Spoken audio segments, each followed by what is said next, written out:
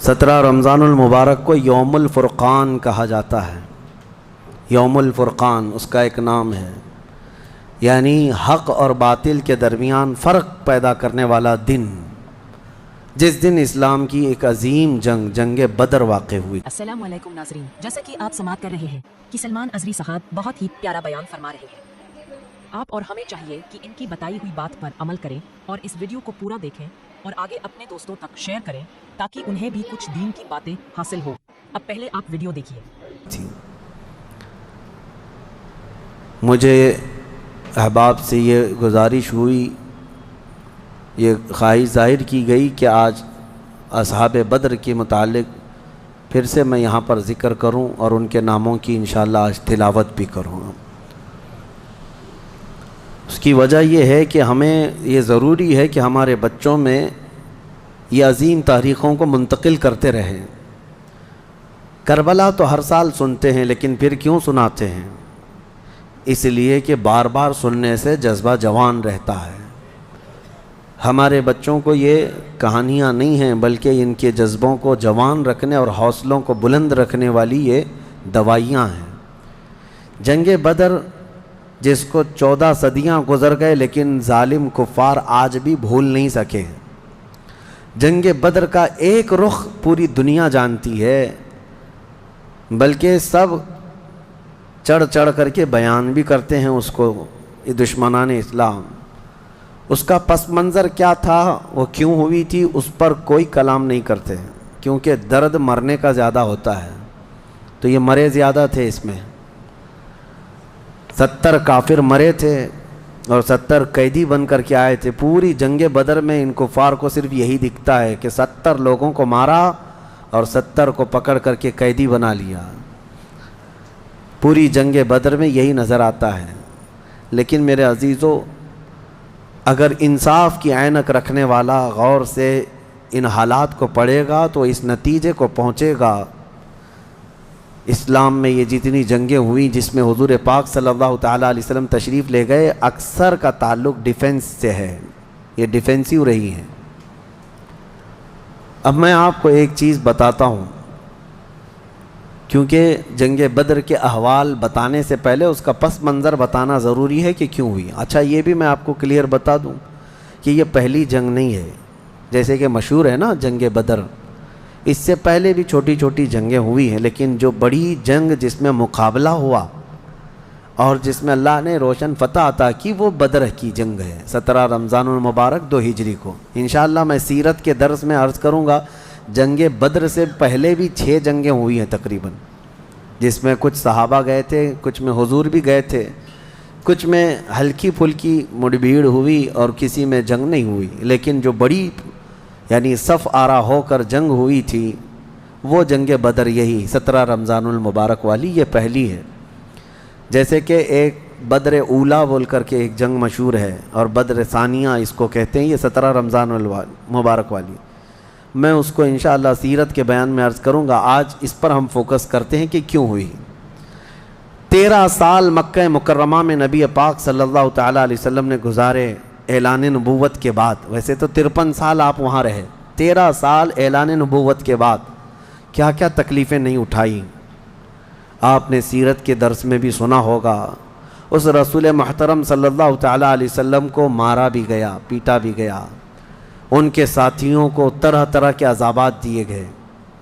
تاریخ آج محفوظ ہے، لیکن ظالموں کو یہ نظر نہیں آتا آتنک کون پھیلایا ہوا تھا۔ یہی کفار تھے، یہ مشرکین تھے، یہ دہشت گرد تھے۔ مجھے بتاؤ، رسول پاک کے غلاموں کو سولی پر لٹکا کر ان کی ناک کاٹنا، ان کے کان کاٹنا، ان کے ناخنوں کو پکڑ سے کھینچنا، کیا یہ دہشت گردی نہیں ہے؟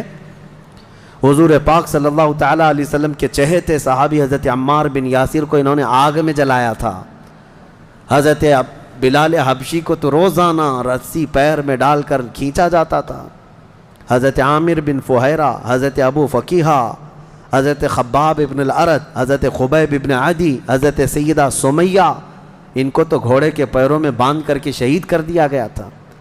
کیسے طرح طرح کے عذابات دیے تھے کفار مکہ نے، ایک دو نہیں ہے، ظلم کی ایک لمبی داستان ہے۔ اور پھر پلس اس پر نبی پاک صلی اللہ علیہ وسلم کو ان کے خاندان سمیت سوشل بائیکاٹ کر کے رکھنا، حضور نے 3 سال تک 2 پہاڑیوں کے بیچ کے درے میں گزارے ہیں، اور ایسے کہ پورے مکہ والے پہرا لگا کر بیٹھتے تھے 24 گھنٹے تک نگرانی کہ کوئی جا نہ پائے حضور تک، ان کے خاندان تک۔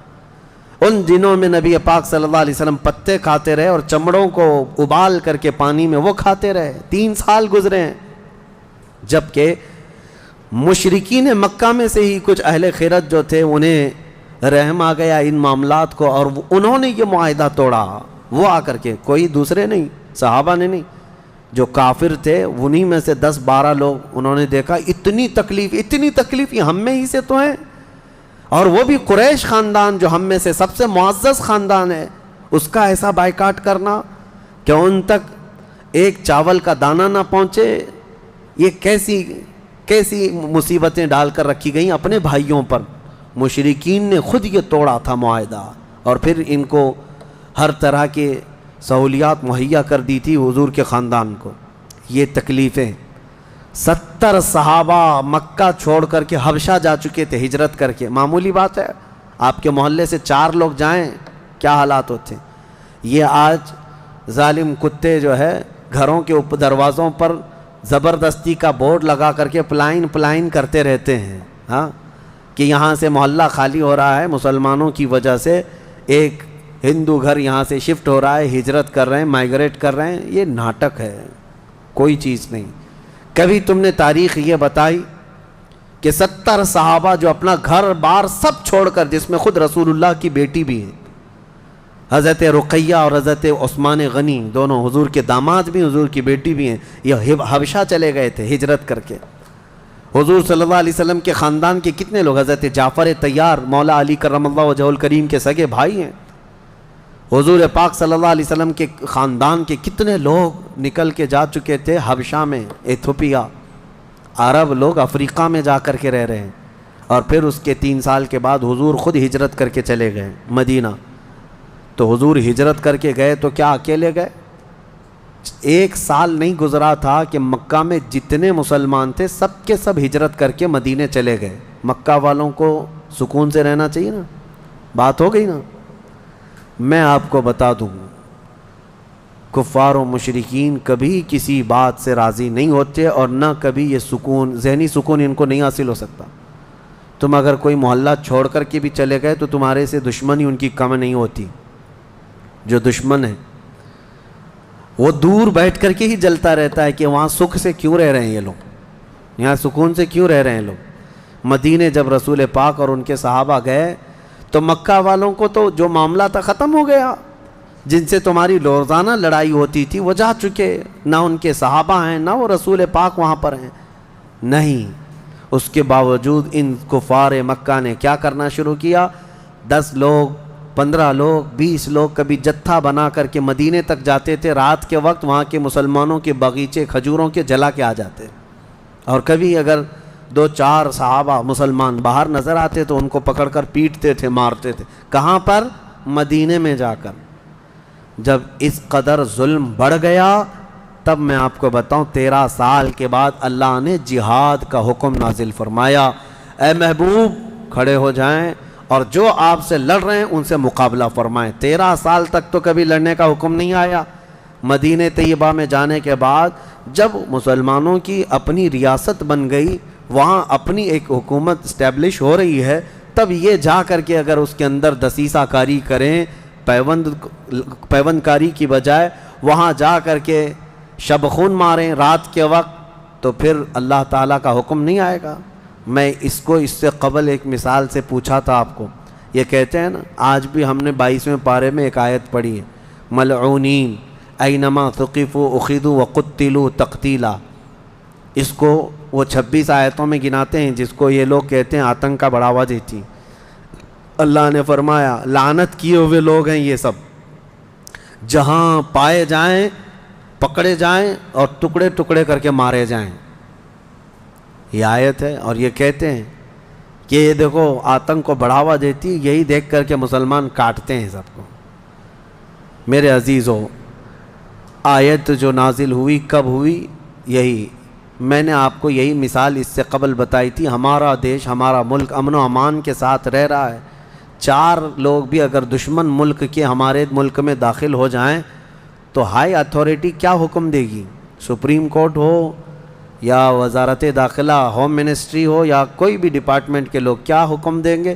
یہ 4 دشمن جہاں پائے جائیں ان کو پکڑو اور مار دو. پولیس کو تو آن دا اسپاٹ شوٹ کرنے کا حکم ہوگا، انکاؤنٹر کر دیں ان کا. کیوں؟ ہمارے ملک کا نقصان کر سکتے ہیں. یہی بات تھی مدینے میں جا کر کے جب مکہ کے کفار نقصان کر رہے تھے، صحابہ کو مار رہے تھے، حکم آیا کہ اب ان کے ساتھ نرمی نہیں، اب ان کے ساتھ لڑو اور اپنی جان کی حفاظت کرو. آج ہر ملک اتنا ڈیفنس کا اختیار رکھتا ضرور ہے. جاؤ گھس کر کے دکھاؤ کسی ملک میں، بغیر ویزے کے جائیں گے تو پکڑ کر کے مار ڈالیں گے. بارڈر کراس کرو تو شوٹ کر دیں گے، جبکہ چوری کرنے کی نیت نہ ہو تب بھی. لیکن اسلام جو مارنے آ رہے تھے ان کو مارنے کا حکم دیا. اب سنو بدر کیوں ہوئی تھی. مسئلہ یہ تھا، دوسری ہجری تھی، مکہ مکرمہ میں قافلہ تجارت کا قافلہ ملک شام جا رہا تھا. اچھا، اب شام کا جو لوکیشن ہے وہ مدینے کے پاس سے ہو کر گزرتا ہے. راستہ ایک شاہراہ ہے، یعنی جس کو کہتے ہیں ہائی وے، سب سے بڑا انٹرنیشنل ہائی وے اس زمانے کا، وہ مدینے کے پاس سے گزرتا تھا. تو ملک شام تجارت کے لیے جو جانے والے ہوتے تھے مکہ سے، وہ اسی راستے سے جاتے، مدینے کے پاس سے قریب سے گزرتا. قریب کا مطلب بہت قریب بھی نہیں. تو نبی پاک صلی اللہ علیہ وسلم نے فرمایا جب تک ہمارا مکہ والوں سے امن کا ایگریمنٹ نہ ہو جائے، معاہدہ نہ ہو جائے، ہم ان کا ہر راستہ بھی روکیں گے. ہم ان کا راستہ بھی روکیں گے. ہوتا ہے یا نہیں؟ اگر آپ کا کسی دوسرے سے جھگڑا ہو جائے تو آپ آس پاس کے راستے بھی بلاک کر دیں گے کہ دشمن ادھر کے راستوں کو بھی استعمال نہ کرے. یہی معاملہ تھا. حاج جو ہے دنیا کو میں بتاؤں، یہ راستہ روکنے والی بات کو بھی میں بتاتا ہوں. کہتے ہیں کہ مکہ والے تجارت کے لیے ملک شام جا رہے تھے تو ان کا راستہ روکنے کا کیا حق تھا؟ مدینے والوں کو کیا حق تھا؟ آج مجھے بتاؤ، جس ملک سے تمہاری دشمنی ہو جائے کیا وہ اپنا فلائی زون تمہیں یوز کرنے دے گا؟ تمہارا پلین بھی اڑ کے جا سکے گا اس ملک کے اوپر سے؟ سعودی نے تو ابھی بین کر رکھا تھا قطر کو، اس کا نہ پلین اترتا نہ ہی ہوائی اسپیس استعمال کر سکتا تھا. قطر جو ہے کوئی چیز استعمال نہیں کر سکتے. ان کی آپسی دشمنی میں جب یہ راستے بند کر سکتے ہیں، آپسی دشمنی تھی، یہ کون سی اسلام اور کفر کی دشمنی؟ اسی طرح سے ایران پر جو پابندیاں ہیں، ایران کا ایک جہاز جس سے اس کے سفارتی تعلقات نہیں، کیا وہ اسرائیل کے اوپر سے اڑ سکتا ہے؟ نہیں اڑ سکتا. راستے تو آج بھی ان لوگوں نے بند کر رکھے ہیں ایک دوسرے کی تجارت کے. ٹریڈنگ پابندیاں آج بھی چلتی ہیں. 1400 سال پہلے جب نبی پاک صلی اللہ علیہ وسلم نے صرف ان کا راستہ روکنے کی بات کی تو آج یہ پوری دنیا کے جو ماڈرن اپنے آپ کو کہتے ہیں اور بہت زیادہ ویل ایجوکیٹڈ سمجھتے ہیں، ان کے پیٹ میں درد ہونے لگتا ہے کہ یہ کیسا راستہ روکنے والا کیا سسٹم تھا. راستہ روکنے والا وہی سسٹم تھا جو آج تمہارا باپ روکتا ہے امریکہ. جس طرح سے لوگوں کے اوپر تجارت کی پابندیاں لگاتا ہے، جس طرح سے ہائی ڈیوٹی کسٹم لگا کر کے لوگوں کی اکنامک کو گراتا ہے، یہ تو وہی سسٹم ہے نا. لیکن نبی پاک صلی اللہ علیہ وسلم نے ایسا نہیں کیا تھا. صحابہ کرام کو مدینے سے کہا کہ دیکھو اگر ان کا قافلہ تجارت کا شام جا رہا ہے تو ہم جائیں گے، راستہ روکیں گے. حضور اپنے صحابہ کو لے کر نکل پڑے. یہ 17 رمضان جنگ بدر کی بات نہیں کر رہا ہوں، اس سے پہلے کی بات کر رہا ہوں. 6 مہینے پہلے حضور گئے، چند مہینے پہلے یا چند دن پہلے، ایگزیکٹ نہیں کہہ رہا ہوں. تو ابو سفیان قافلہ تجارت کا جو لے کر جا رہا تھا وہ سپہ سالار یا امیر قافلہ تھا. اس کو خبر ہو گئی کہ نبی پاک صلی اللہ تعالیٰ علیہ وسلم اپنے صحابہ کے ساتھ میرا راستہ روکنے آئے ہیں، تو راستہ کاٹ لیا اور ملک شام دوسرے راستے سے پہنچ گیا. حضور پاک صلی اللہ علیہ وسلم کو نہیں ملا. حضور واپس مدینے آ گئے. کئی دن گزرے، ملک شام میں اس نے تجارت کی، خوب نفع کمایا اور واپس مکہ تو جانا تھا. تو مکہ جب جانے لگا تو پھر میرے آقا کو خبر آئی نبی پاک صلی اللہ علیہ وسلم نے پھر صحابہ سے کہا کہ چلو پھر سے اس کا راستہ روکتے ہیں.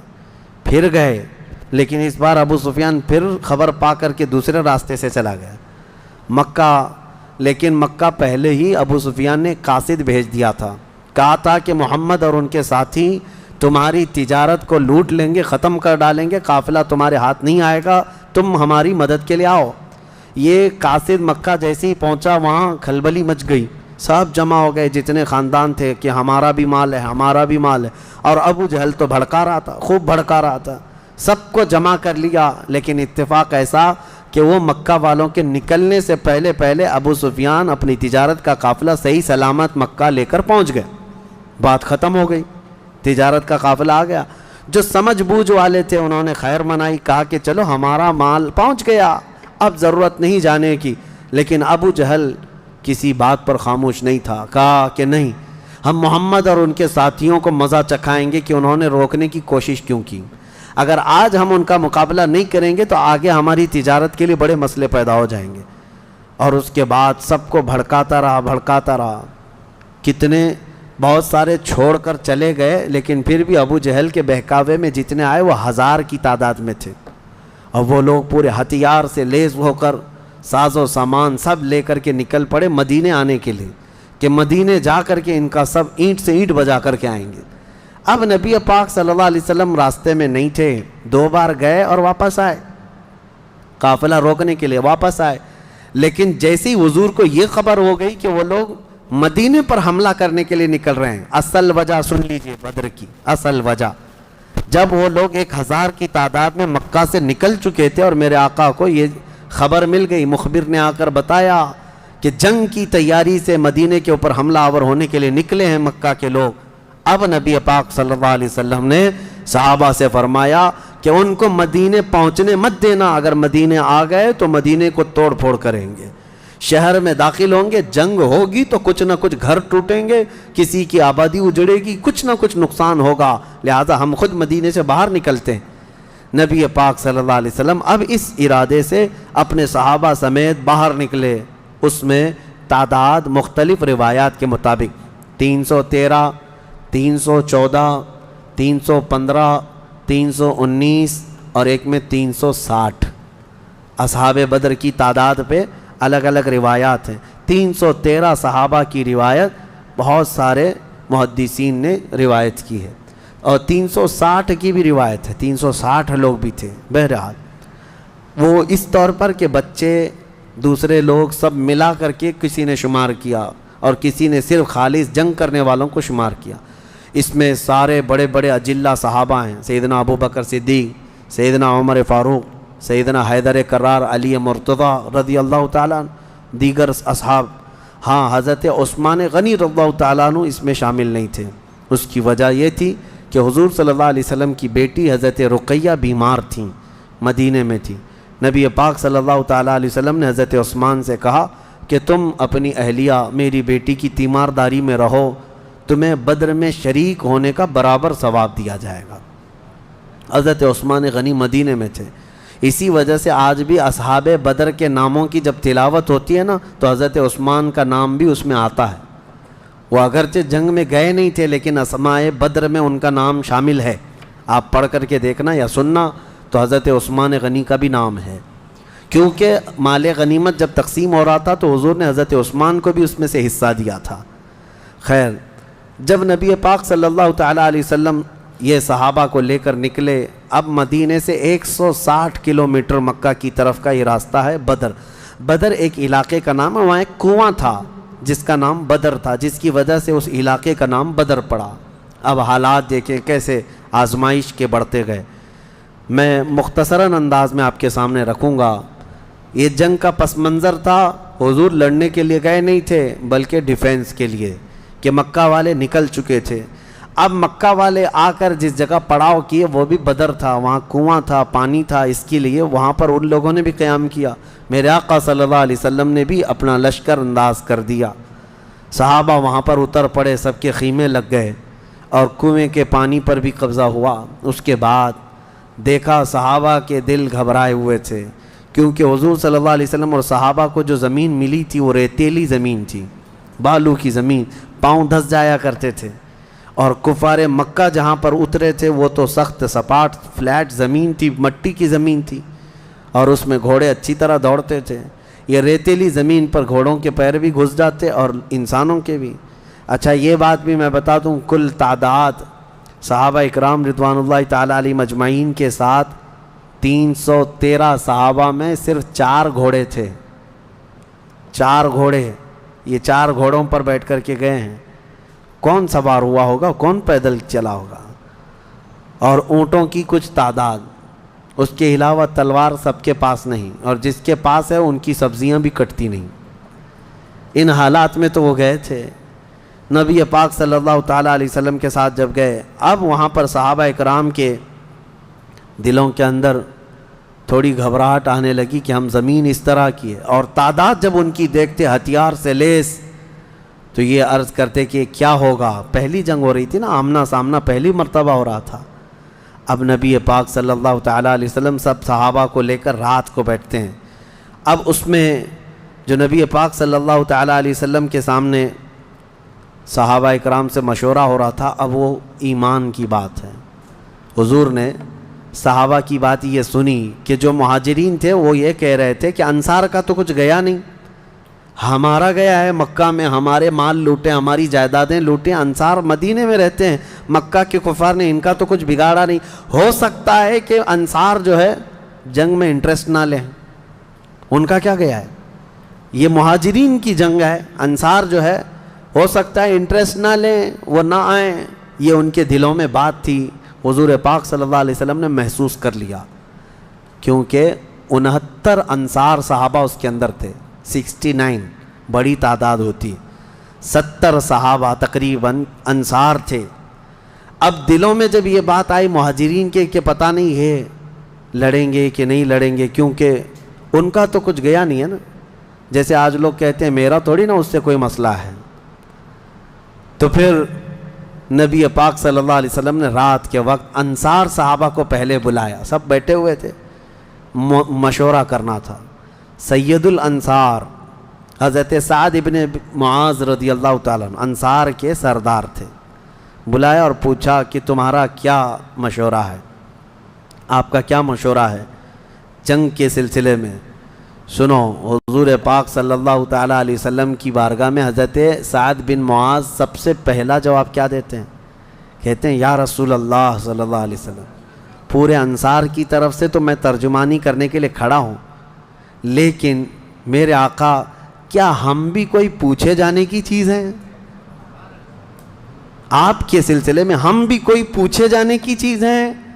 اور حضرت سعد ابن معاذ کہتے ہیں قسم رب ذوالجلال کی، مدینے سے برق الغماد یمن تک بھی آپ جائیں، انصار کا ہر بچہ آپ کے قدموں کے ساتھ ہوگا۔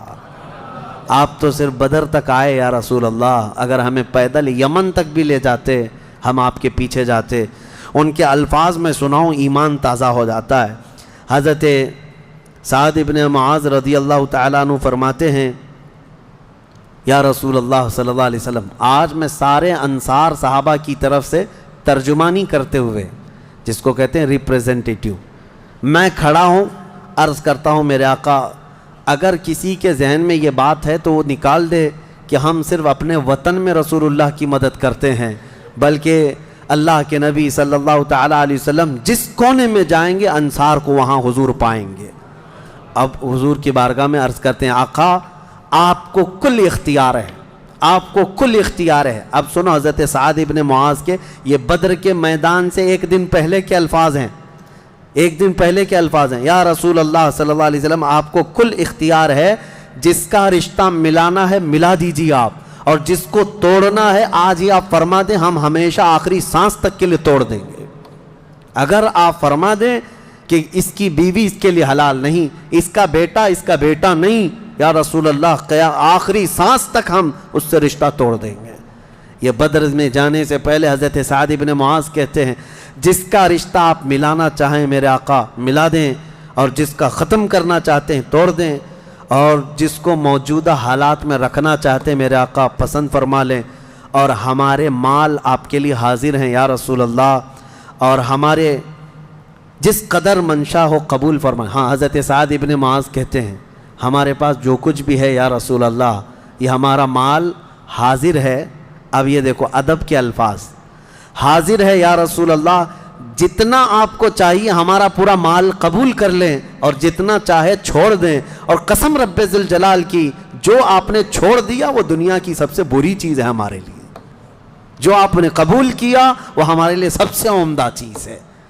یہ بدر کے میدان میں حضرت سعد ابن معاذ رضی اللہ تعالیٰ عنہ کی تقریر چل رہی ہے, اور اس کے بعد حضور پاک صلی اللہ تعالیٰ علیہ وسلم کی بارگاہ میں یہ کہتے ہیں یا رسول اللہ قسم اس رب ذوالجلال کی جس نے آپ کو سچی نبوت کے ساتھ بھیجا, اللہ کی قسم اگر آپ ہمیں حکم دیں سمندر کو چیر کر نکل جانا ہے, رب ذوالجلال کی قسم یا رسول اللہ انصار کا ہر بچہ سمندر میں کود پڑے گا. یہ بدر سے پہلے کی تقریر. اب ان کی تقریر سن کر حضور بڑے خوش ہوئے. میرے آقا صلی اللہ تعالیٰ علیہ وسلم نہایت ہی خوشی کا اظہار فرماتے ہیں, اور اس کے بعد پھر حضرت مقداد بن اسود ایک صحابی ہیں, کھڑے ہوتے ہیں. پوچھا یا رسول اللہ صلی اللہ علیہ وسلم آپ صحابہ سے مشورہ لے رہے ہیں کس بات کا؟ کہا جنگ ہونا چاہیے نہیں ہونا چاہیے. حضرت مقداد بن اسود کہتے ہیں یا رسول اللہ ہم بنی اسرائیل نہیں ہیں جنہوں نے موسیٰ علیہ السلام سے کہا تھا اے موسیٰ آپ اور آپ کا خدا جائیے قوم جبارین سے لڑیے, ہم یہاں بیٹھ کے دیکھیں گے. نہیں یا رسول اللہ ہم امت محمدیہ ہیں, جہاں میرے آقا کا پسینہ گرے گا ہم سب کا خون کا قطرہ وہاں گرے گا. جب تک ہمارے جسم میں آخری قطرہ بھی خون کا باقی ہے ہم میں سے کوئی پلٹنے کا تصور بھی نہیں کرتا. یہ رسول پاک صلی اللہ علیہ وسلم کے چہیتے صحابہ کی تقریریں تھیں. سب کے جذبے جوان تھے, کوئی لوٹنا نہیں چاہتا, کوئی پلٹنا نہیں چاہتا. اب صحابہ کو باہر کر کے حضور خیمے میں چلے گئے. اب سنو, حضور پاک صلی اللہ تعالیٰ علیہ وسلم جیسی ہی خیمے میں گئے جہاں آج مسجد عریش بنی ہے, اس کو عریش کہا جاتا حضور کے خیمے کو. حضور سجدے میں گر گئے. سجدے میں گرنے کے بعد نبی پاک صلی اللہ تعالیٰ علیہ وسلم اتنا گریہ وزاری کر رہے تھے, اتنا رو رہے تھے سجدے میں حضور پاک صلی اللہ علیہ وسلم. اور جو صحابی ان کی خدمت میں کھڑے تھے وہ کہتے ہیں نبی پاک صلی اللہ تعالیٰ علیہ وسلم کی الفاظ میں سن رہا تھا ابتحالات کو, عرض یوں کر رہے تھے اے اللہ ایک چھوٹی سی فوج, ایک چھوٹی سی جماعت تیرے دین کی نصرت کے لیے میدان میں اتری ہے. اے اللہ اگر اس جماعت کی تو کل مدد نہ کرے گا تو قیامت تک اس روئے زمین پر کوئی سجدہ کرنے والا نہیں آئے گا. اے اللہ قیامت تک کوئی تیری عبادت نہیں کر سکے گا. یہ محبوبانہ انداز ہے میرے آقا کا, یہ کوئی دھمکی نہیں اللہ کو. رب تعالیٰ کی بارگاہ میں گڑ گڑانا کہ مولا اگر ان کی مدد نہیں کرے گا تو پھر کون تیری عبادت کرے گا. اور اس کے بعد اچانک حضور صلی اللہ علیہ وسلم اٹھے سجدے سے, پیشانی چمک رہی تھی اور حضور مسکرا رہے تھے. دو صحابہ کھڑے تھے, کہا یا رسول اللہ صلی اللہ علیہ وسلم آپ اتنی گریہ وزاری کرتے کرتے بھی مسکرانے لگے. کہا میرے رب نے میری ڈھارس بندھا دی, مبارک ہو, بشارت ہو, میں نے ابھی ابھی جبرائیل کو جنگی لباس پہن کر اترتے دیکھا ہے. جبرائیل امین آ گئے ہیں. وہ صحابہ دوڑے دوڑے گئے, باہر جا کر کہے مبارک ہو اللہ کے نبی کو مدد آ گئی ہے. ابھی رات کا حصہ گزرا نہیں تھا کہ بارش برسنے لگ گئی. میرے آقا نے فرمایا میرے صحابہ اللہ کی دوسری مدد آ گئی. صحابہ نے پوچھا یہ کیسے؟ کہا جاؤ میدان میں دیکھو, ریت کی زمین پر بارش ہوئی تھی تو ریت پوری جمع ہو گئی, مضبوط ہو گئی, اور کافروں کی زمین پر بارش برسی تو کیچڑ ہو گیا, ان کے پیر پھسلنے لگ گئے, ان کے گھوڑے بدکنے لگ گئے, اور صحابہ کے پیر ریت میں بالکل مضبوط جم کر رہ گئے. حضور نے فرمایا بارش بھی اللہ نے تمہاری مدد کے لیے نازل فرمائی. صبح اٹھتے ہیں, صبح ہوتی, حضور اکرم نہیں رات کے وقت ہی, ابھی رات کا وقت ہے. صحابہ کے دل کی تسلی کے لیے میرے آقا اپنے ہاتھ میں ایک چھڑی لے کر جاتے ہیں میدان میں. صحابہ پیچھے پیچھے ہیں, لکیر کھینچا, حضور نے فرمایا کل یہاں ابو جہل گر کے مرے گا. دوسری لکیر کھینچا اور کہا یہاں عتبہ مرے گا. تیسری لکیر کھینچ کر کہا یہاں شیبہ مرے گا. یہ بڑے بڑے پہلوانوں کے نام حضور گنا رہے تھے. صحابہ دل ہی دل میں خوش ہو رہے تھے, ان کا یقین کامل اتنا تھا نبی نے جو فرما دیا وہ ہو کر رہے گا. رات کے وقت ہی صحابہ کو یہ معلوم تھا ان کفار کے کتنے وکٹ گرنے والے ہیں, کتنے پہلوان زمین بوس ہونے والے ہیں, کتنے موت کی گھاٹ پہنچنے والے ہیں۔ صحابہ کو یہ معلوم ہو گیا تھا اور دل چوڑے تھے، سینے کشادہ تھے۔ صبح ہوتی ہے، نبی پاک صلی اللہ تعالی علیہ وسلم ابھی اپنے خیمے میں تھے، عریش میں، میدان بدر کے خیمے میں تھے۔ ایک صحابی دوڑتے ہوئے آتے ہیں، آ کر کے بارگاہ مصطفیٰ میں عرض کرتے ہیں، یا رسول اللہ صلی اللہ علیہ وسلم، ہماری تعداد بڑھ گئی، ہماری تعداد بڑھ گئی۔ حضور پاک صلی اللہ علیہ وسلم سے وہ کہہ رہے ہیں، پہلے کافروں کی تعداد اتنی زیادہ تھی، 1000 کی تعداد، صحابہ دیکھتے گھبرا جاتے، اور اس پر وہ کمینے کیا کر رہے تھے؟ رات بھر ناچ رہے تھے، گانے گا رہے تھے، کباب بھون رہے تھے، اور نعرے لگا رہے تھے، جیت ہماری، جیت ہماری، جیت ہماری، جیت ہماری۔ ان کے الفاظ تھے، اشعار گنگنا رہے تھے، اور رات بھر کھانا پینا، رقص سرور، ڈھول باجے سب چلتا رہا، اور ادھر صحابہ عبادت میں مصروف ہیں، اللہ کی بارگاہ میں گڑ گڑا رہے ہیں۔ اور صبح جب ہوئی تو ایک صحابی دوڑتے ہوئے آئے، کہا، میرے آقا ہماری تعداد بڑھ گئی ہے، 313 نکلے تھے لیکن میدان میں اب بہت زیادہ ہو گئے ہیں ہم لوگ۔ حضور پاک صلی اللہ علیہ وسلم نے فرمایا، میرے چہیتے جاؤ، وہ ہماری تعداد نہیں، اللہ کے ملائکہ آ چکے، اللہ کے فرشتے آ چکے تمہارے اس فوج کے اندر۔ صحابہ کہتے ہیں جب میدان میں ہم اترے، اب یہ 17 رمضان المبارک جمعہ کا دن تھا، یوم البدر، یوم الفرقان جس کو کہتے ہیں۔ میرے عزیزو، اسلام کی عظیم تاریخ پنہاں ہے، اس میں عظیم تاریخ پنہاں ہے۔ نبی پاک صلی اللہ تعالیٰ علیہ وسلم کی طرف سے میدان بدر میں سب سے پہلے اترنے والے کون لوگ تھے؟ کون لوگ تھے؟ سب سے پہلے نبی پاک صلی اللہ تعالیٰ علیہ وسلم کی طرف سے حضرت امیر حمزہ رضی اللہ تعالیٰ عنہ، دوسرے حضرت ابو عبیدہ بن جراح، تیسرے حیدر کرار شیر خدا علی مرتضیٰ رضی اللہ تعالیٰ عنہ۔ یہ تینوں حضرات اترے، اور ان کے مقابل میں جو کفار آئے تھے وہ اپنے اپنے وقت کے بڑے بڑے پہلوان تھے، بڑے بڑے پہلوانوں کو انہوں نے اتارا تھا میدان بدر میں۔ اور جب مقابلہ ہوا تو سب سے پہلا وار حضرت امیر حمزہ کا سامنے والے پر پڑا، وہ گاجر کی طرح کٹ کر گر گیا ایک ہی وار میں۔ حضرت ابو عبیدہ بن جراح زخمی ہوئے، سامنے والے سے تھوڑے زخمی ہوئے، پھر حضرت حمزہ نے وہ بھی محاذ سنبھالا اور ان کے مقابل کو بھی مار کر گرایا۔ ادھر حضرت علی کرم اللہ وجہہ الکریم کی عمر کم تھی، اس وقت ان کی عمر زیادہ نہیں تھی، 22 سال کی عمر یا 25 سال کے اس وقت کی عمر تھی حضرت علی کرم اللہ وجہہ الکریم کی۔ اس وقت حضرت علی جب آئے بالکل جوانی، یعنی 20-22 سال کی عمر، مولا علی کرم اللہ وجہہ الکریم نے اس سے جب مقابلہ کیا تو ذوالفقار حیدری نے ایسا ضرب لگایا کہ اس کی لوہے کی ٹوپی کاٹتے ہوئے 2 ٹکڑے ہو گئے۔ پہلی مرتبہ بدر کے میدان میں آواز آئی تھی سارے صحابہ کی، اللہ اکبر، یہ نعرہ تکبیر تھا جو سب سے پہلے بلند ہوا۔ فرماتے ہیں اس آواز کی ہیبت ایسی تھی کہ کفار کے خیمے ہل گئے اور ان کی صفوں میں ہلچل مچ گئی، دہشت طاری ہو گئی۔ صحابہ کے اسی نعرے کو دیکھ کر علامہ اقبال نے شعر کہا تھا، یہ نکلے تھے مڑی ہوئی تلواریں لے کر، کٹی ہوئی اور زنگ آلود تلواریں لے کر جن سے سبزی نہیں کٹتی تھی، لیکن جب نعرہ لگائے تھے اللہ کی مدد ایسی آئی تھی کہ یہ سب زمین بوس ہو گئے دشمن۔ اقبال نے کہا تھا، کفر دم توڑ دے گا ٹوٹی ہوئی شمشیر کے ساتھ، کفر دم توڑ دے گا ٹوٹی ہوئی شمشیر کے ساتھ، گر تم نکلا جاؤ ایک بار نعرہ تکبیر کے ساتھ۔ یہ انہی صحابہ کا نعرہ تھا جب انہوں نے پہلی مرتبہ بلند کیا۔ یہ لڑائی چلتی رہی شام تک، شام ہونے نہ پائی، دوپہر تک اس لڑائی کو پہلے ایک بعد دیگرے، اس کے بعد پھر گھماسان کی لڑائی ہوئی۔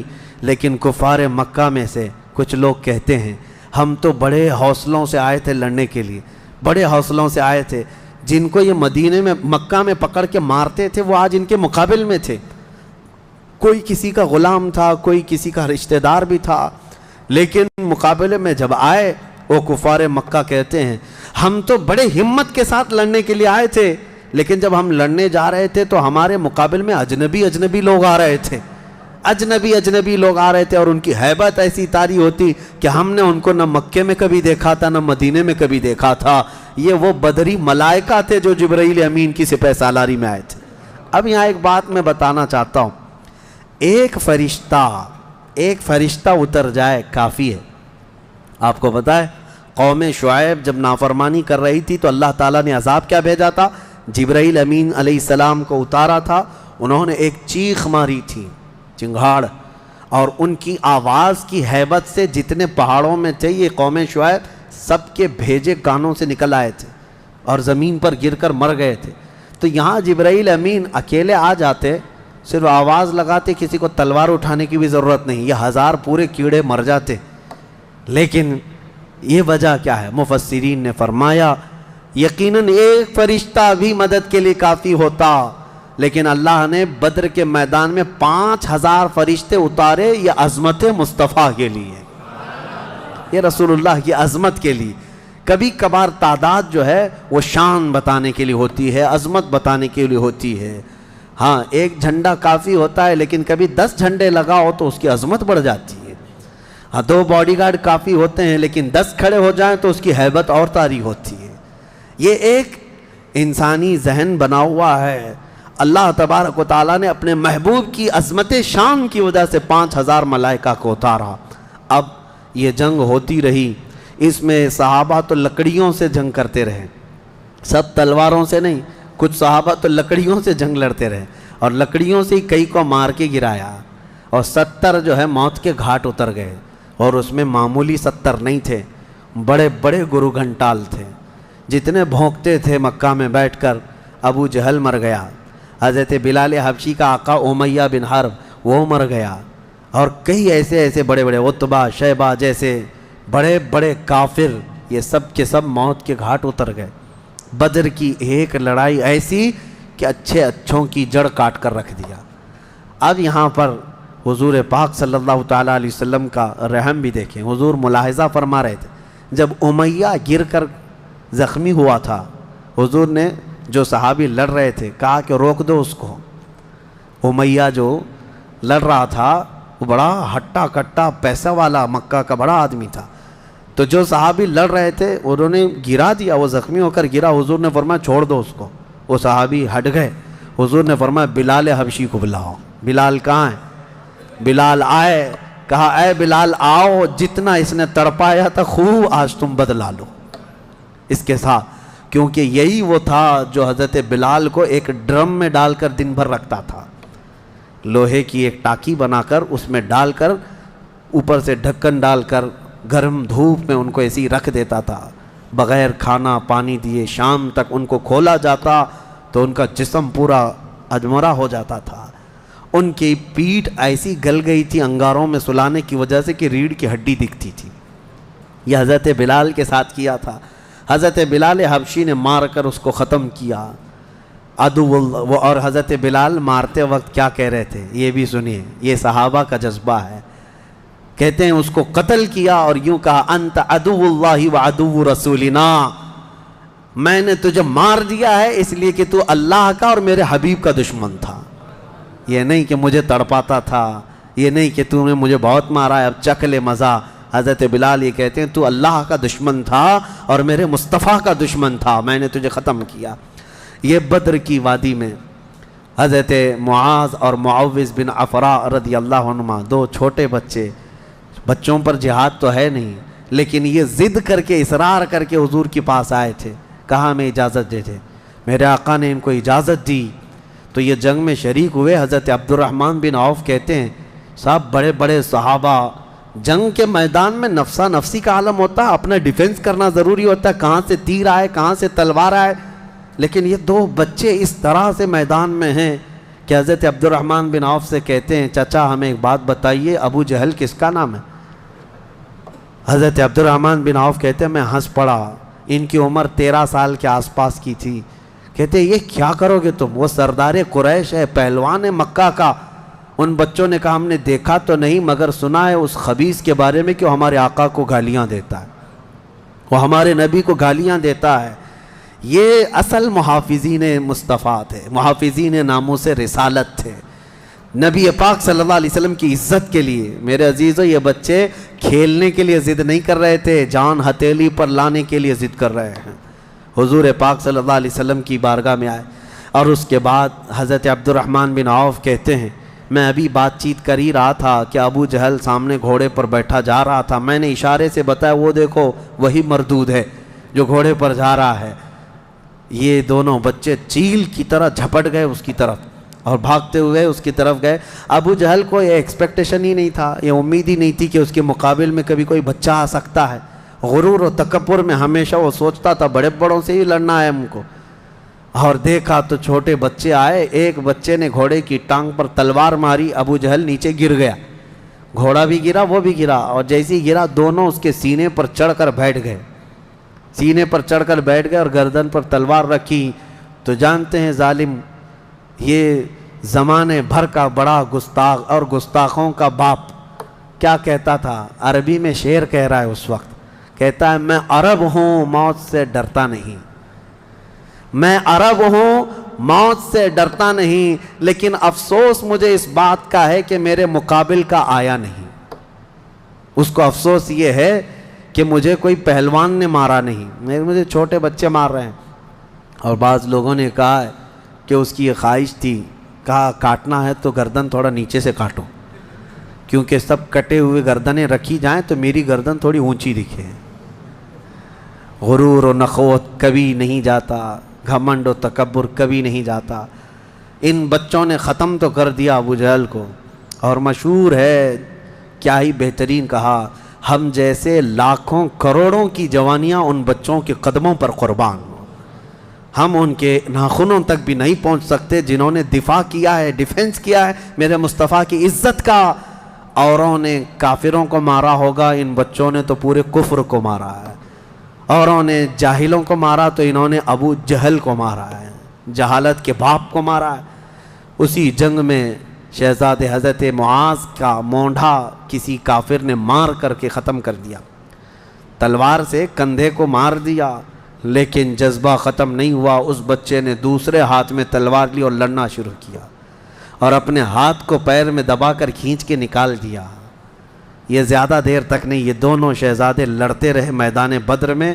شام سے پہلے پہلے دونوں بچے بھی شہید ہوئے، حضرت معاذ بھی شہیدوں میں ہیں، حضرت معوذ بھی شہیدوں میں ہیں۔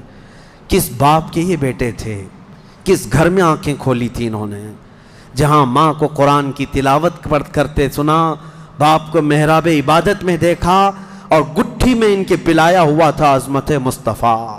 سب سے پہلی چیز ہے میرے عزیزو، یہ جان دے چکے میدان میں۔ نبی پاک صلی اللہ علیہ وسلم شام کے وقت جنگ کا پانسا کیسے پلٹا، یہ صحابہ ایسے گھستے چلے گئے ان کے صفوں میں کہ وہ ہیبت سے بھاگنے پر مجبور ہو گئے۔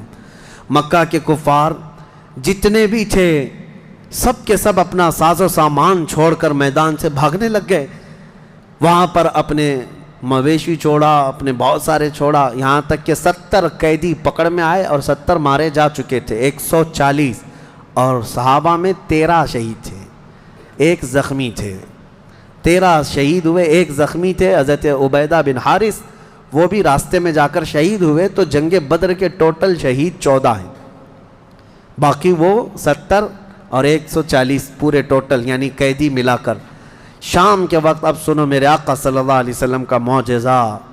صحابہ کہتے ہیں حضور نکلے، میدان میں آئے، سب کافروں کی لاشیں ایک جگہ کھینچ کر لا کر گڑھے میں ڈال دی گئیں، لیکن لاشیں دیکھنے کے لیے حضور میدان میں جا رہے تھے۔ صحابہ کہتے ہیں قسم خدا کی ہم نے دیکھا حضور نے جس کے لیے جو دائرہ کھینچا تھا وہ کافر وہیں گر کے مرا تھا، ایک بال بھی باہر نہیں تھا۔ حضور نے جس کے لیے لکیر کھینچا تھا وہ کافر اسی میں گر کر مرا ہوا تھا۔ حضور نے جو نشان بنایا تھا ابو جہل وہیں مرا ہوا تھا، عتبہ وہیں مرا ہوا تھا، شیبہ وہیں مرا ہوا تھا۔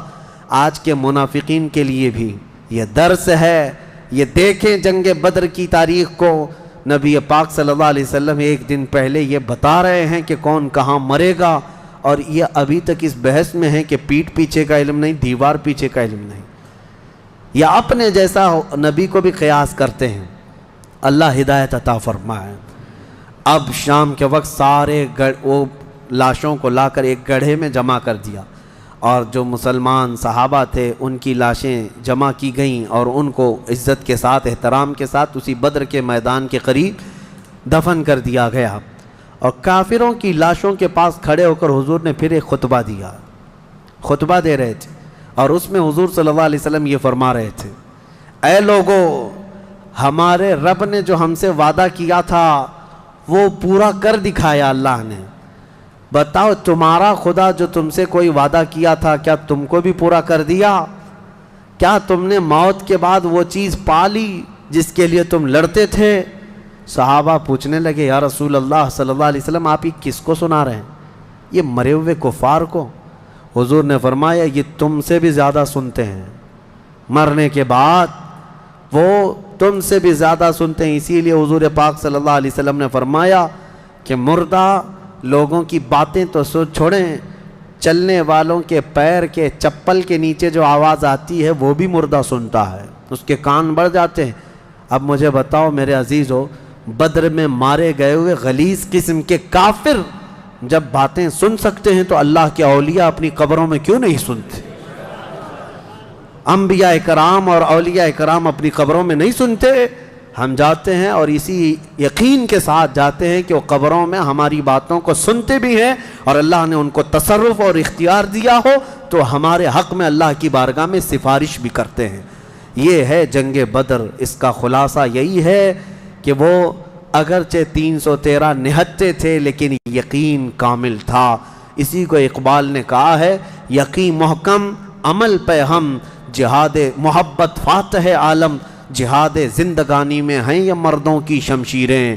کہ یہ وہ صحابہ تھے، ان کے بارے میں وہ کہتے ہیں اللہ کے شیروں کو آتی نہیں روبائی، اللہ کے شیروں کو آتی نہیں روبائی۔ یہ لومڑی کی طرح نہیں رہتے بلکہ ان کا عزم حوصلہ بڑا جوان تھا، اور میدان میں اترے تھے تو نہ یہ تلواروں کے بھروسے آئے تھے نہ ہاتھی گھوڑوں کے بھروسے آئے تھے، بلکہ ان صحابہ کا صرف یقین یہ تھا اللہ ہمارے ساتھ ہے، رسول ہمارے ساتھ ہے۔ اے مومنوں، آج اس بدر کی تاریخ کے بعد میں آپ سے بھی یہی کہنا چاہوں گا، آج جتنے بھی ابو جہل ناچ رہے ہوں ان کو ناچنے دو اور پکار کر کہو ان اللہ معنا، بے شک اللہ ہمارے ساتھ ہے، بے شک اللہ ہمارے ساتھ ہے۔ آزمائش ہوگی، امتحان ہوگا، کچھ تو مریں گے کچھ تو کٹیں گے، لیکن غلبہ حق کا ہی ہوگا۔ حل الحق یعلو ولا یعلی علیہ، فرمایا گیا حق ہمیشہ بلند ہو کر رہے گا، اس کے اوپر کوئی غالب نہیں آئے گا۔ ہو سکتا ہے صدیوں تک اس کو کوئی پکڑ کر کے رکھے، حق کو گرفتار کر کے رکھے، لیکن کبھی بھی وہ اس طرح نیست و نابود نہیں کیا جائے گا۔ قیامت تک حق کو بلند ہونا ہے۔ اللہ کریم ہم سب کو حق جماعت کے ساتھ زندہ رکھے اور ہمیں غلبہ اسلام کا وہ سنہرا دور عطا فرمائے، جب ہم دیکھیں ہمارے ہر گھر سے آواز آئے لبیک یا لبیک یا لبیک یا۔ آؤ آج کے اس بدر کی تاریخ کے بعد ہماری بزرگوں کی یہ عادت کریمہ رہی ہے کہ انہوں نے اصحاب بدر رضوان اللہ تعالیٰ علیہ مجمعین کے ناموں کی تلاوت کو حرز جاں بنا کر رکھا ہے کہ بزرگوں نے فرمایا یہ 313 صحابہ کے ناموں میں اتنی تاثیر ہے کہ جو ان کے ناموں کی تلاوت کرتا ہے اللہ تعالیٰ اس کی کوئی دعا رد نہیں فرماتا۔ کئی حکایتیں حضرت دوانی رحمۃ اللہ علیہ، حضرت دارانی رحمۃ اللہ علیہ، انہوں نے کئی حکایتیں نقل فرمائی ہیں۔ فرماتے ہیں کہ پچھلے زمانے میں کئی ایسے حالات دیکھنے کو آئے جنہوں نے اسماء بدر رضوان اللہ علیہم اجمعین کی تلاوتیں کی ہیں، وہ راستے میں ڈاکوؤں سے محفوظ رہے۔ ایک صاحب تھے، وہ تجارت پر جا رہے تھے اور بیچ راستے میں سمندر میں ڈاکوؤں کی کشتیاں آئیں اس کی تجارت کی قافلے کو لوٹنے کے لیے، اور یہ اپنی کشتی میں اسماء بدر یعنی بدری صحابہ کے نام اپنے پاس رکھا اور تلاوت کرتا رہا۔ رات کے وقت کئی جگہ سے ڈاکوؤں نے حملہ کیا تو یہ اکیلا تھا۔ کہتا ہے میرے پیچھے سے اچانک ایک فوج آئی اور پھر وہ اچانک ان ڈاکوؤں سے لڑنے لگی، اتنا لڑی کہ وہ سب ڈاکوؤں کو مار کر ختم کیا، پورا پانی خون سے لال لال تھا۔ میں پڑھ کر کے دیکھا کہ یہ کون ہے، مدد کے لیے آئے ہیں۔ پلٹ کر کے میں نے پوچھا، آئی ہوئی جماعت نے کہا جن کے ناموں کی تو تلاوت کر رہا ہے ہم وہی اصحاب بدر ہے، رسول اللہ صلی اللہ تعالیٰ علیہ وسلم کے ساتھی ہیں، اللہ نے ہمیں تصرف دیا ہے۔ میرے عزیزو، آج بھی وہ صحابہ جو شہید ہیں ان کے متعلق قرآن کیا کہتا ہے؟ مردہ مت سوچو، سوچو بھی مت، کہنا تو دور کی بات ہے۔ اللہ نے فرمایا وہ زندہ ہیں، تمہیں اس کا شعور نہیں۔ آج میں ان کے ناموں کی تلاوت کرتا ہوں، ہر نام پر آپ رضی اللہ عنہ کہیں، کیا؟ اللہ ان سے راضی ہو، اور اس نیت سے کہ ہماری جو بھی پریشانیاں ہیں، مصیبتیں ہیں، بیماریاں ہیں، اللہ تعالیٰ سب دور فرمائے، دفع فرمائے، اور بیماریوں میں اللہ ہمیں شفا عطا فرمائے۔ الى شرف النبی الاکرم محمد المصطفى صلی اللہ علیہ وسلم وآلہ واصحابہ واولیاء ملتہ وجميع المسلمین والمسلمات الکرام الفاتحہ۔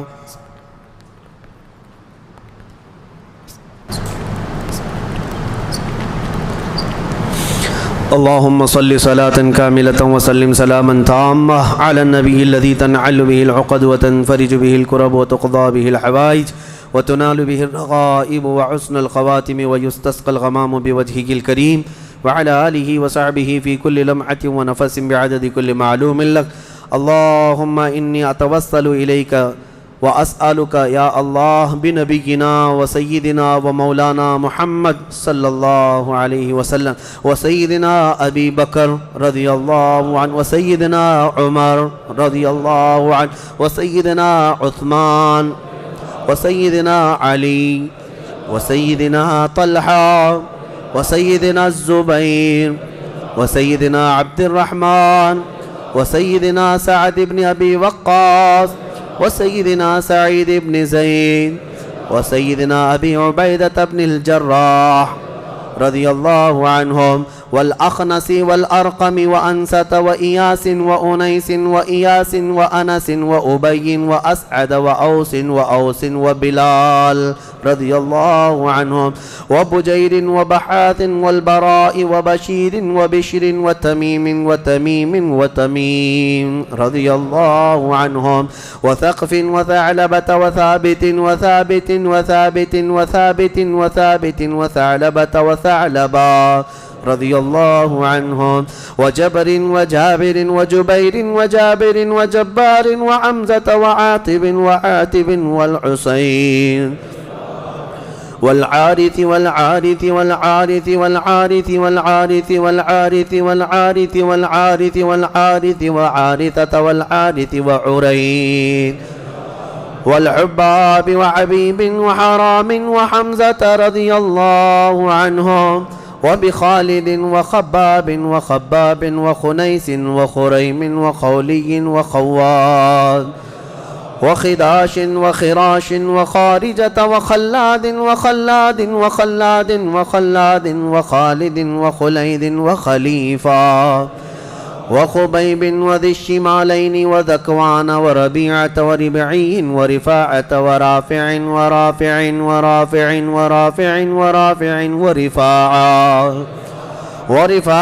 ورفاعة وراشد والربيع ورعيلة وزيد وزيد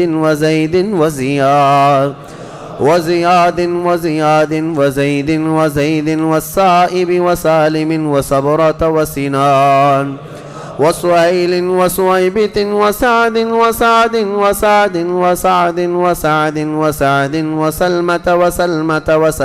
وسالم وسهل وسهيل وسعد وسماك وسفيان وسراقة وسليم وسليد وسنان وسواد وسدواد وشجاع وشماس وشريك وصفوان وصهيب وصبيع وصيفي والضعاك وضمرا وطليب والطفيل رضي الله عنهم وبعاقل وعبيدة وعمير وعبد الله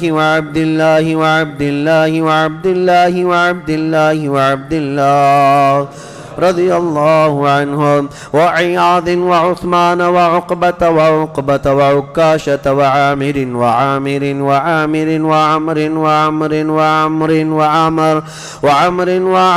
وعمارة وعويم وعباد وعبيد وعبد الرحمن وعبد الله وعاصم وعوف وعمير وعمارة وعبيد وعبد ربة وعبدة وعبد الله وعمر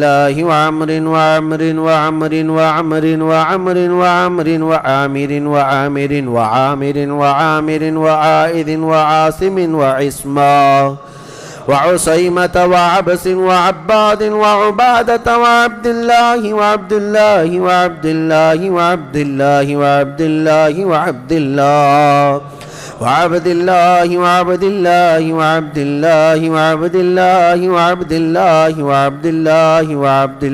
والعجلان وعتبان وعتبة وعقبة وعدي وعطية وبغنام والفاكهة وفروة وقدامة وقتادة وقتبة وقيس وكعب ولبذا ومهجع ومالك ومدلاج ومسعب ومعمر ومرثد والمقداد ومستاح ومسعود ومعرز ومعتب ومعن ومبشر ومعمد والمنذر ومالك ومعن ومعتب ومسعود ومعوذ ومعاذ ومالك ومسعود والمجذر ومعبد ومعقل والمنذر ومحرر ومليل ونضر والنعمان ونعيمان ونوفل وبواقد ووهب ووديعة وودقة وهانئ وهبيل وهلال ويزيد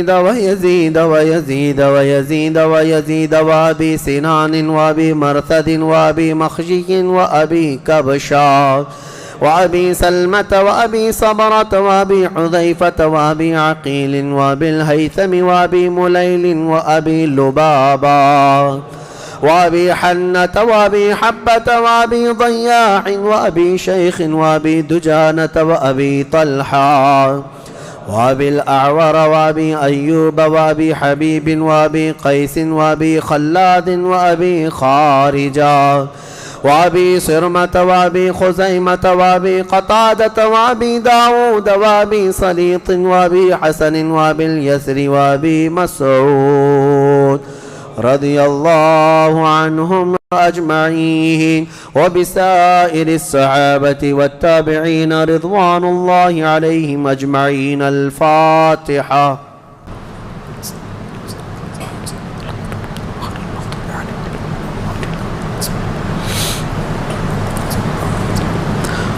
وصلى الله تعالى على خير خلق محمد وآله وأصحابه أجمعين. اللهم إنا نتوسل إليك باسمك العظيم وبجاه نبيك الكريم ووليك العظيم أن تكفر عنا الذنوب وتستر العيوب وتحسن الأخلاق وتوسع الأرزاق وتشفي الأسقام وتعافي الآلام، وأن تدفع عنا وعن أهل بلدنا وبيتنا هذا السم الناقع والداء القامع والوباء القاطع، إنك مجيب سامع، وأن تصرف عنا الطاعون والبلاء وتعصمنا من إنزال قهرك والوباء، وتحتجبنا بنورك من شر عدونا وشر الملعون ومن شر الوباء والطاعون. اللهم لا تؤاخذنا بسوء أفعالنا ولا تهلكنا بخطايانا. اللهم إنا نسألك أن تعيذنا من عذاب القبر وتؤمننا من الفزع الأكبر وتنجينا عن دار البوار وتسكننا الفردوس من دار القرار بحق سيدنا ومولانا محمد وآله الأبرار وأصحابه الأخيار. یا اللہ یا رحمان یا رحیم یا عنان یا منان یا ذا الجلال والاکرام یا بدیع السماوات والارض یا حی یا قیوم. الہ العالمین ہماری اس محفل پاک کو شرف قبولیت عطا فرما. اے کریم خدا ارحم الراحمین جو کچھ کہا پڑھا سنا سب کو اپنی بارگاہ میں قبول فرما. اے اللہ ایک مکمل ختم قرآن میری جانب سے اور جو یہاں پر تلاوتیں ہوئی ان سب کا ثواب تیرے حبیب پاک کی بارگاہ میں نظر قبول فرما. نبی پاک صلی اللہ تعالیٰ علیہ وسلم کے صدقے و توسل تمام انبیاء کرام علیہم السلام، خلفائے راشدین، صحابہ کرام، صحابیات، ازواج مطہرات، بنات طیبہ، شہداء کرام، صالحین، ائمہ مجتہدین، جملہ اولیاء کرام، تمام مومنین مومنات، مسلمین مسلمات کی روحوں کو نظر کیا قبول فرما. خصوصاً بالخصوص شہداء بدر، اصحاب احد، اصحاب خندق، اصحاب کربلا رضوان اللہ علیہم اجمعین کی بارگاہوں میں نظر مولا قبول فرما. ہم میں یہاں جتنے حاضر ہیں مولا ہمارے خاندانوں میں ہمارے والدین میں جو انتقال کر چکے ان کی روحوں کو اس کا ثواب پہنچا دے. اے کریم خدا رحم الراحمین ہم سب پر تو سکینہ نازل فرما. اے اللہ ہم سب پر تو اطمینان اور قلب سرور و قلب عطا فرما. اے کریم خدا ہمیں گناہوں سے نفرت پیدا فرما. اے اللہ ہماری آنکھوں کو حیا عطا کر دے، ہماری زبان کو طہارت عطا فرما، ہمارے دل کو وسوسوں سے بچا لے. اے اللہ شیطان کی شرارتوں، نفس امارہ کے بہکاووں سے ہماری حفاظت فرما. ہم میں جو بیمار ہیں انہیں شفا دے دے. اے اللہ ہمیں ذلت والی بیماریوں سے آخری سانس تک محفوظ فرما. کینسر اور ایڈز جیسی بیماریوں سے مولا ہم سب کی حفاظت فرما. تجھے اصحاب بدر کا صدقہ مولا، تجھ کو راضی کرنے والے صحابہ کا واسطہ مولا، ہم سب کو گناہوں کی بیماری سے شفا عطا کر. اے اللہ ہم سب کو جادو، سحر، سفلی، علوی ہر طرح کی مکر و فریب سے محفوظ فرما. اے اللہ دشمنوں کی شرارتوں سے بچا لے، فتنوں کے فتنے سے بچا لے، حاسدین اور جلنے والوں کے جلن سے ہماری حفاظت فرما. اے کریم خدا اس ماہ مبارک میں تجھ سے گڑ گڑا کر بہت مومنین مانگ رہے ہیں، ان کی تو عطا کر دے. اے اللہ ان کی مانگوں کو پوری فرما دے. اے اللہ تیرے حبیب پاک کی امت ترکی میں، شام میں، عراق میں، یمن میں، فلسطین میں، برما میں، افغان میں پریشان حال مولا، یہ رمضان ان کے لیے کشادگی والا بنا دے. اے اللہ ان کے لیے امن و امان پیدا فرما. اے کریم خدا رحم الراحمین ان سب کو تو خیر و عافیت عطا کر دے. اے اللہ اسلام و سنیت کا بول بالا فرما، کفر و شرک کا منہ کالا فرما، دشمنان رسول کو ہلاک و برباد فرما. تیرے حبیب پاک کے دشمنوں کو خاکستر فرما دے، رہتی دنیا تک ان کو عبرت کا نشان بنا دے. اے اللہ خصوصاً تیرے دربار میں التجا ہے، ہمارے ماں باپ کا سایہ دراز فرما. اے اللہ ہماری ماؤں، بہنوں، بچیوں، بیٹیوں، بہوؤں، بیویوں سب کو ہم نے تیرے حوالے کر دیا، ان کی عزتوں کی حفاظت فرما. قیامت تک ہماری نسلوں میں عاشقان مصطفیٰ پیدا فرما. ہمیں گستاخان رسول سے محفوظ کر دے، ہمیں حلال کھلا اور حرام سے محفوظ فرما. اے کریم خدا ارحم الراحمین اخیر میں اتنی التجا ہے، نہ جانے یہ آنکھیں کب ہمیشہ کے لیے بند ہو جائیں. اے اللہ ان آنکھوں کے بند ہونے سے پہلے ایک بار تیرے حبیب پاک کے چہرے کی زیارت نصیب فرما.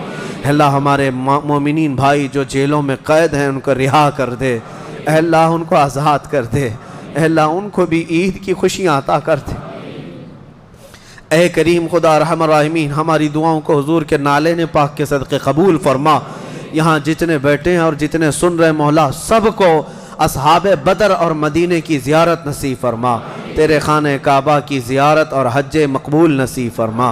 ان اللہ و ملائکتہ یصلون علی النبی یا ایہا الذین آمنوا صلوا علیہ وسلموا تسلیما. اللہ سلام اللہ علی طہ رسول اللہ، صلاة اللہ سلام اللہ علی یاسین حبیب اللہ.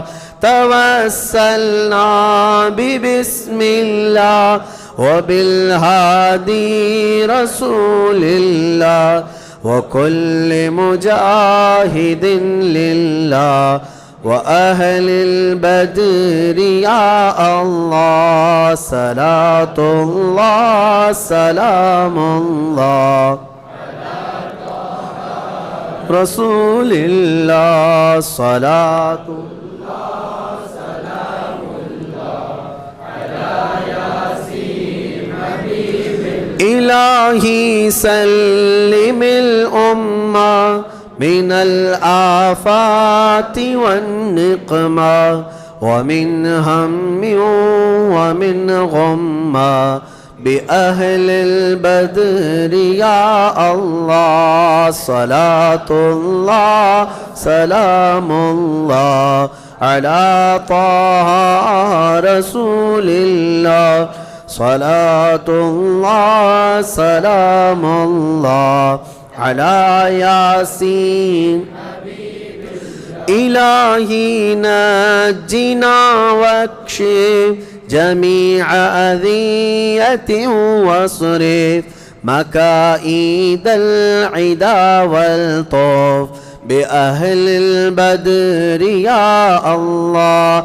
إلهي نفس الكربا عن العاصين والعطبا وكل بلية ووبا بأهل البدر يا الله. صلاة الله سلام الله على طه رسول الله.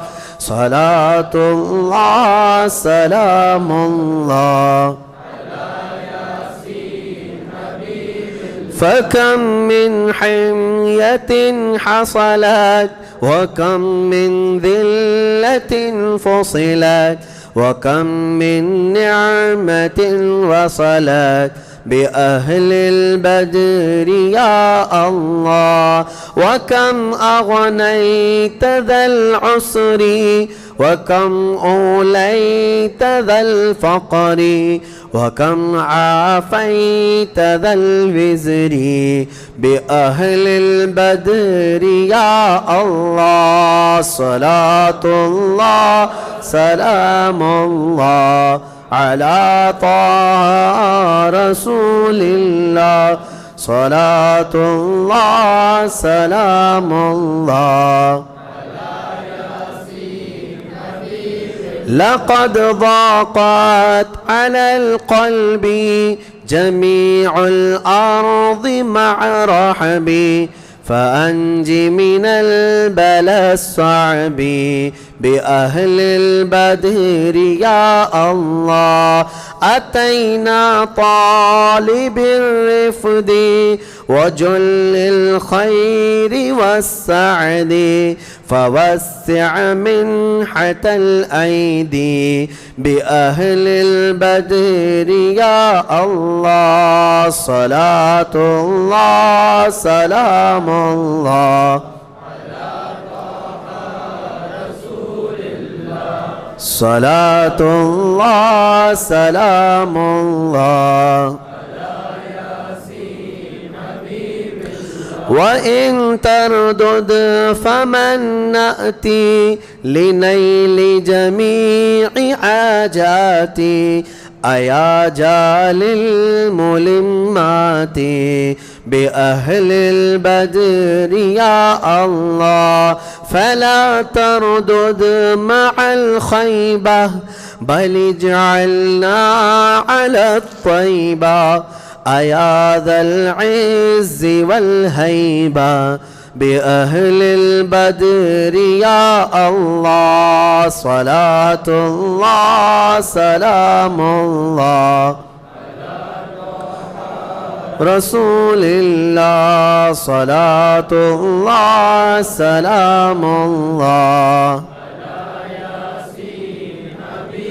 إلهي اغفر وأكرمنا بنيل مطالب منا ودفع مساءة عنا بأهل البدر يا الله.